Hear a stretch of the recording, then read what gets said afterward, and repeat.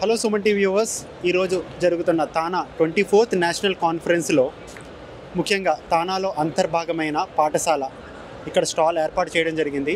ఎవరైతే స్టార్ట్ చేశారో ఆయన మనతో పాటు ఉన్నారు, పద్మభూషణ్ యార్లగడ్డ లక్ష్మీప్రసాద్ గారు. సో ఆయనతో అడిగి తెలుసుకుందాము నెక్స్ట్ రాబోయే తరానికి ఆయన ఇచ్చే సందేశం ఏంటి, ఆయన ఎందుకు ఇంత కృషి చేస్తూ పిల్లలకి తెలుగు రావాలి అనే ఒక ఉద్యమంలా దీన్ని తీసుకున్నారు. ఒకసారి ఆయన మాటలో తెలుసుకుందాం. భారతదేశంలో చదువుకుని ఇక్కడికి వచ్చి మంచి ఉద్యోగాలు సంపాదించుకొని మంచి స్థానంలో ఉండేటువంటి మన తెలుగువారు పిల్లలకి తెలుగు నేర్పించవలసిన అవసరం చాలా ఉంది. దానికి కారణం ఏంటంటే సెలవుల్లో వాళ్ళు భారతదేశానికి వచ్చినప్పుడు వాళ్ళకి మన గ్రామాల్లో తిరుగుతున్నప్పుడు వాళ్ళు కనుక తెలుగు భాషలో కనుక కమ్యూనికేట్ చేయలేని పరిస్థితి వస్తే కనుక వాళ్ళకి మళ్ళీ ఎందుకు మేము ఇండియా రావాలనేటువంటి భావన పిల్లల్లో పెరుగుతుంది. అంతేకాకుండా అక్కడి నుంచి అమ్మమ్మ తాతయ్య నాయనమ్మ తాతయ్యలు ఇక్కడికి వచ్చి ఇక్కడ ఉంటున్నప్పుడు ఆ పిల్లలు వాళ్ళ అమ్మమ్మ వాళ్ళ అనుభవాలు, నాయనమ్మ వాళ్ళ అనుభవాలు, చిన్నప్పటి విషయాలు వాళ్ళ తల్లిదండ్రుల గురించి ఆ పిల్లలు తెలుసుకోవాలంటే తప్పనిసరిగా తెలుగు ఇది తప్పనిసరి అవసరంగా ఉంది. కాబట్టి కేవలం తెలుగు సంస్కృతిని తెలుగు ఇదంతా కూడా వాళ్ళకి ఇవ్వాలంటే ఒక బ్రాడర్ అవుట్లుక్ ఉన్నప్పుడు కూడా ముందు ప్రాక్టికల్గా ప్రతి ఇంట్లో కూడా ఉన్నటువంటి పెద్దలతో మన పిల్లలు తెలుగులో ఇంటరాక్ట్ అవ్వడానికి తప్పనిసరిగా మన పిల్లలకు తెలుగు నేర్పించాలి.